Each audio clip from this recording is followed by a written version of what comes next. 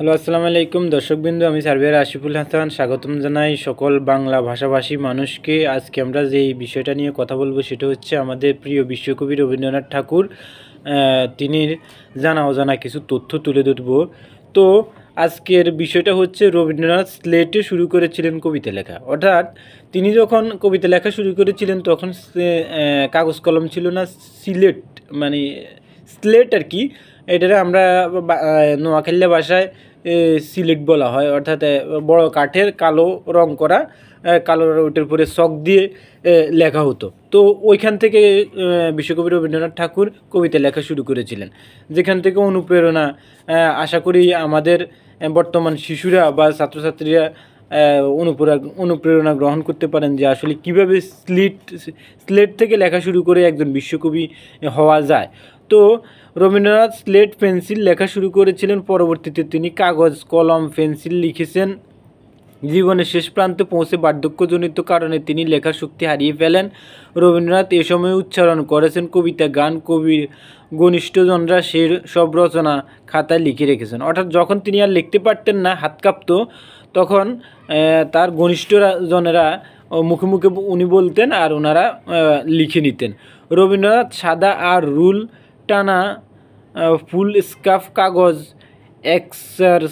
এক্সক্রেসাইজ বুক, pocket size notebook, বাঁধানো খাতা, চিঠির প্যাড, প্রিয়জনের কাছ থেকে উপহার পাওয়া নোটবুক, মাসিকপত্রের অমুদ্রিত সাদা পাতায়, প্রুফ দেখা পাতায়, নাটকের স্টেজ কপিতে সামনে লিখেছেন। তিনি বেশিরভাগ কবিতা, গল্প, উপন্যাস, প্রবন্ধ, নিবন্ধন, গান লিখেছেন Kohinoor diary, Hindustan scent diary আর জেম ডায়েরিতে।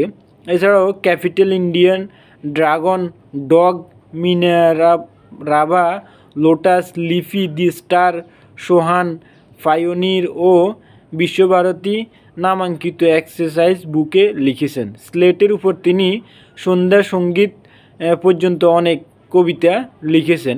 একটি খাতায় তিনি পেন্সিল দিয়ে লিখেছেন বলাকা কাব্যগ্রন্থের বেশিরভাগ কবিতা। তারপর বার্ধক্যের আগ পর্যন্ত তিনি তার রচনা সব কপি করেছেন। যখন তার হাত চলেননি তখন তাকে কপি করে সাহায্য করেছেন সুধীরচন্দ্র কর, তারপরে সুধীরচন্দ্র ঘোষ, অমিয় চক্রবর্তী, সুধাকান্ত রায় চৌধুরী, বিজন বিহারী ভট্টাচার্য, সাগরময় ঘোষ, নির্মল কুমারী, রানীচন্দ্র ও মৈত্রীয় দেবী, প্রিয়ম্বদা দেবী, তারপর রাধারানী দেবী, নন্দিতা দেবী, আমল হোম, তারপরে মৈত্রীয় দেবী, সুরেন্দ্রনাথ কর, এইসব প্রিয় মানুষদের উপহার দেওয়া বাঁধানো খাতায় রবীন্দ্রনাথ লিখেছেন। 4 থেকে 5 বছর বয়সে তিনি লেখা শুরু করেছিলেন। 7 বছর বয়সে বাড়ির এক কর্মচারীর সহযোগিতায় তিনি একটি নীল কাগজের ফুল স্কাফ খাতা সংগ্রহ করেন। সেই খাতায় নিজে পেন্সিল দিয়ে রুল টেনে বড় বড় অক্ষরে পদ্য লিখেছেন। 12 বছর বয়সে 1874 সালে রবীন্দ্রনাথ হাফ টিকিটে ট্রেনে চেপে প্রথম বাবার সঙ্গে শান্তিনিকেতনে আসেন। এ সময় তিনি কলকাতা থেকে সঙ্গে নিয়ে এসেছিলেন একটি পুরনো লেটস ডায়েরি আর পেন্সিল। এই ডায়েরি পেন্সিল দিয়ে খুব ভোরে উঠে বাগানে বসে তিনি কাব্যচর্চা করেছেন। এই স্মৃতি তার একটি চিঠিতে এভাবে লিখেছেন: কোনো লোকজন কেউ কোথাও নেই, কোনো বন্ধন নেই, শাসন নেই, মাঠের ভিতরকার সেই গুহাগুলোর মধ্যে সমস্ত দিন একলা আপন মনে কবিত্ব খেলা করতুম। এক দিন ডাকাতের ভয় হতো, কিন্তু সেই ভয়ের মধ্যেও কবিত্ব ছিল। কুষ্টিয়া শিলাইদহের রবীন্দ্রনাথ প্রাণ খুলে লিখেছেন, কুঠিবাড়িতে বসে লিখেছেন, পদ্মায় ভাসানো তার প্রিয় বোটে বসে লিখেছেন, গদ্য পদ্য দুই তিনি সামনে লিখেছেন। কলকাতা থেকে সপরিবারে শিলাইদহ এসে কবি পদ্মায় ভেসেছেন, প্রকৃতির নিসর্গের মধ্যে নিজেকে সমর্পণ করেছেন, দিনরাত লিখেছেন। শিলাইদহের লেখালেখি সম্পর্কে রবীন্দ্রনাথের ছেলে রথীন্দ্রনাথ তার পিতৃস্মৃতিতে এভাবে বর্ণনা করেছেন: আমার ধারণা বাবার গদ্য পদ্য দুরকমই লেখারই উৎসব যেমন খুলে গিয়েছিল শিলাইদহে এমন আর কোথাও হয়নি। এই সময় তিনি অনর্গল কবিতা, প্রবন্ধ ও গল্প লিখে গেছেন। একদিনের জন্য কলম বন্ধ হয়নি। শিলাইদহের যে রূপবৈচিত্র্য তার মধ্যে পেয়েছিলেন তিনি লেখার অনুকূল পরিবেশ। বাবা সমস্ত দিন ধরে লিখতেন তার ঘরে, সেখানে আমাদের প্রবেশ নিষেধ। মা বারণ করে দিয়েছিলেন। লেখার ঝোঁক যখন বেশি চাপতো তখন খাওয়া দাওয়া একরকম ছেড়ে দিতেন। মা খুব রাগারাগি করতেন, কিন্তু তাতে কোনো ফল হতো না। একটি ঘটনার কথা মনে পড়ে। বাবা তখন সরলা দিদির উপর ভারতীয় সম্পাদনার ভার ছেড়ে দিয়েছেন, কিন্তু তাতে তার ভার লাঘব বিশেষ কিছু হলো না। লেখার জন্য তার উপর দাবি সমানই থেকে গেল।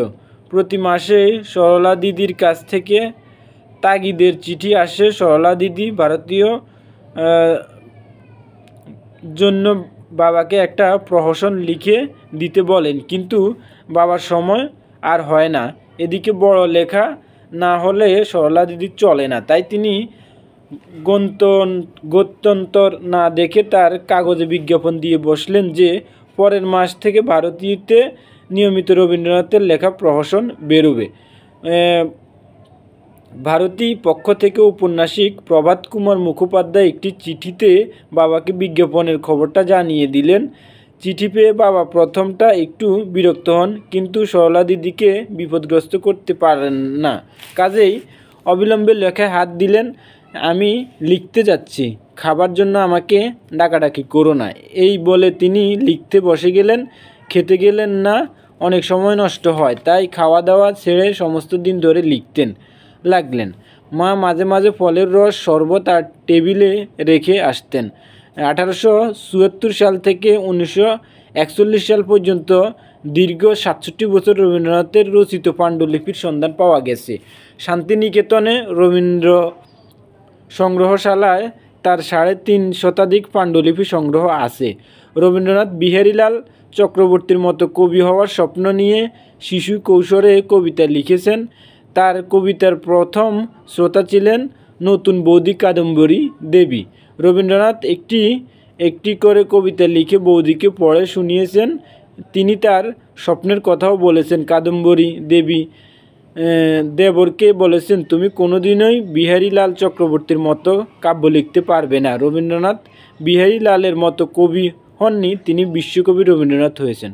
তো এখান থেকে আমরা অনুপ্রেরণা পাই যে একজন স্লেট থেকে লেখা শুরু করে শখ দিয়ে বিশ্বকবি হয়েছেন বিশ্বকবি রবীন্দ্রনাথ ঠাকুর। আজও তিনি বিশ্বকবি। বাংলা সাহিত্যের ভাষাভাষী, বাংলা ভাষাভাষী মানুষের কাছে আজও তিনি প্রিয়, এবং বাংলা ভাষাকে তিনি একটা আন্তর্জাতিক মর্যাদা দিয়েছেন। তো এখান থেকে আমরা অনুপ্রেরণা পাই, এবং আমাদের বর্তমান সমাজকে, ছাত্রছাত্রীদেরকে এবং শিশুদেরকে জানাই যে আপনারাও চেষ্টা করলে সব সম্ভব। আপনারাও শুরু করেন পড়াশোনা এবং লেখালেখি শুরু করেন, পত্রপত্রিকায়, ফেসবুকে, ইনস্টাগ্রামে লেখেন, দেখবেন হয়তো আপনারাও একদিন বিশ্বকবির মতো বড় কবি হতে পারবেন। তো সার্ভেয়ার আশিফুল হাসান, সকলকে ধন্যবাদ জানাই। ভিডিওটা যদি ভালো লাগে তাহলে বেশি বেশি করে লাইক করবেন, শেয়ার করবেন, কমেন্ট করবেন, পোস্ট করবেন। ধন্যবাদ জানাই, সকলের দোয়া করবেন আমার জন্য। আল্লাহ হাফেজ।